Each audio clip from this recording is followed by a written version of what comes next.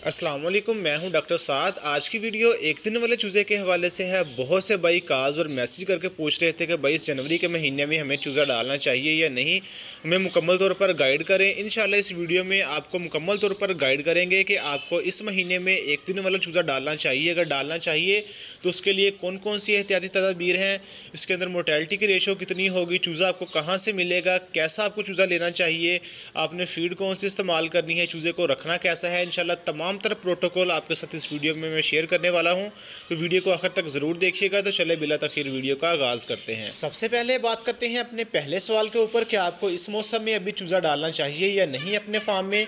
तो मैं आपको यही भाइयों वाला मशवरा दूंगा कि फ़िलहाल अभी आप एक माह तक वेट करें, जनवरी का महीना निकाल के फरवरी का स्टार्टिंग में अपने चूज़े अपनी फार्म में डालें, ताकि इस किसी भी किस्म का आपको किसी भी हवाले से इशू का सामना ना करना पड़े।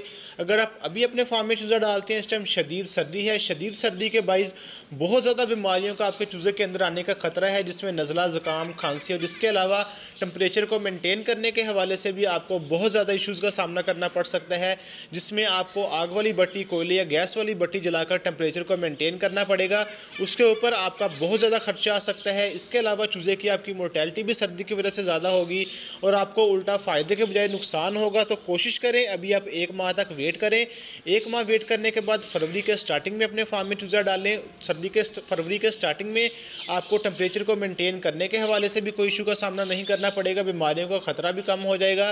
तो मैं आपको यही रिकमेंड करूँगा, जनवरी का महीना निकाल के फरवरी के स्टार्टिंग में अपने फार्म में जब चूज़ा डालिएगा। अब हम बात कर लेते हैं अपने दूसरे सवाल के ऊपर कि जो भाई जनवरी के महीने में अपने फार्म में चूज़ा डालने का सोच रहे हैं, तो उनके लिए कौन कौन सी एहतियाती तदाबीर है जिनको फॉलो करते हुए वो अपने फार्म का टेम्परेचर भी मेंटेन कर सकते हैं और जिसकी वजह से उनके चूज़े के अंदर मोर्टेलिटी के रेशो भी कम होगी।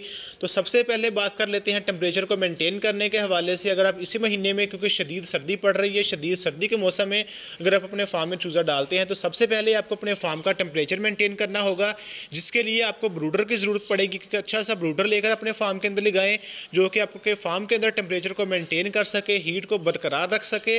उसके लिए आपको एक टेम्परेचर मीटर की भी ज़रूरत पड़ेगी, जिसकी वजह से आपको पता चल सकेगा कि आपके फार्म के अंदर इस टाइम कितना टेम्परेचर है।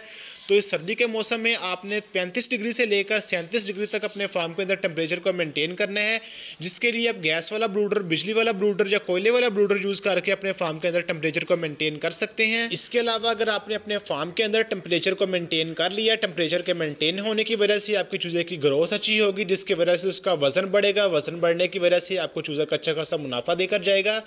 तो कोशिश करें, जो प्रोफेशनल बंदे हैं, पहले से फार्मिंग कर रहे हैं, वही इस माह के अंदर फार्मिंग करें। जो नए बंदे हैं वो फ़िलहाल 1-1.5 माह तक वेट करें। 1-1.5 माह इंतज़ार करने के बाद वो फिर अपने फार्म में चूज़ा डालें। तब तक वो सीख लें फार्मिंग के हवाले से, डिफरेंट वीडियोस देखें या जो उनके करीब तरीन फार्म्स हैं उनको जाकर विज़िट करें, तो आपको फार्मिंग के हवाले से अच्छा खासा नॉलेज मिल जाए और बाद में नुकसान का सामना ना करना पड़े। तो अब हम बात कर लेते हैं चूज़े के रेट के ऊपर के जो अभी से मार्केट में रेट क्या चल रहा है, तो महीने तक रेट क्या होगा।